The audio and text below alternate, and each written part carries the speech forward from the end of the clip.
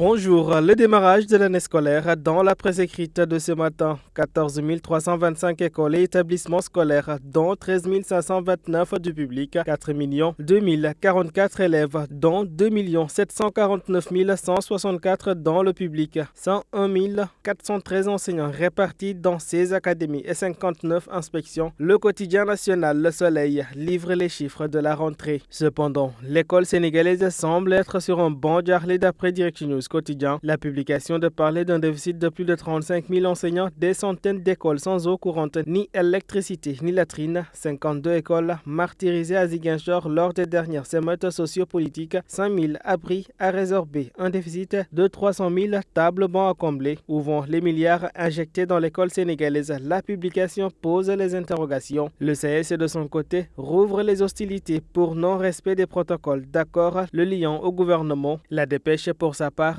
évoque une rentrée à double vitesse. Au Sénégal, plus de 4 millions d'élèves reprennent ce matin le chemin des classes. Toutefois, le concept Ubitei Djangetei risque de ne pas être une réalité. Et pour cause, beaucoup d'établissements scolaires sont encore sous les eaux. Parlons d'école justement. Le Conseil des ministres fait la une d'Alerte Quotidien. La rentrée scolaire au menu des débats, le président Macky Sall a demandé un bon déroulement aux ministres concernés. Le chef de l'État s'était fait rappeler donc la nécessité de poursuivre ces investissements déjà très importants dans le secteur et renforcer le management global de l'école sénégalaise. Le locataire du palais éclaire l'objectif étant selon lui d'asseoir la transformation, la stabilité sociale et les performances durables du système éducatif, gage de l'atteinte des objectifs du plan Sénégal émergent comme rapporté dans le communiqué. Parlons politique avec Bosby le jour qui revient sur les impressions des fiches de parrainage, les clés USB, pléthore de candidats entre autres, près de 100 millions de francs CFA à dépenser, pas moins de 2000 fiches remises provisoirement, l'idée d'un double filtre agité pour éviter la banalisation et rationaliser ainsi les dépenses, c'est un coup dur. Vox Populi Quotidien poursuit pour révéler le numéro de fiches qui gâchent ainsi les calmement de parrains. Plus de possibilités de monnayer ainsi ou d'offrir des fiches de parrain à moins de faire du fou. 215 candidats à la candidature à la date d'hier. La flambée risque de continuer, le retrait ouvert jusqu'à la veille du dépôt des parrainages au Conseil constitutionnel. Ibrahima Bakhoum dénonce une tendance à banaliser la fonction présidentielle. Sud Quotidien pour sa part évoque la stratégie du président de la République pour élire Amadou Ba dès le premier tour à cette présidentielle de 2024 que prépare le chef de l'État Macky Sall. Le journal du groupe Sud Communication cherche en tout cas la réponse. L'on parle même d'un possible coup de chaos. La Tribune Quotidien de son côté, parlons d'Amadou Ba, note un coup de la vie, le redoutable adversaire de ce dernier à la présidentielle, des prix fous à rendre fous. Les commerçants spéculent, le gouvernement laisse faire, Gorgorlou ne voit plus la queue du diable. En attendant, du côté des Échos quotidiens, c'est Ousmane Sonko qui revient en première page. Il est demandé ainsi à tous les militants de ne parrainer personne pour le moment. Le recours sur les fiches de parrainage de Sonko examiné dès demain à la Cour suprême. En attendant, Pastef suspend tous les parrainages. Le Témoin quotidien de son côté parle d'une collecte de fonds, de raquettes diplomatiques, de chantage ou encore d'enrichissement illicite. Un vrai louma politique ou marchande, boucher éleveur selon le docteur Momar Cham, des candidats fantômes en mode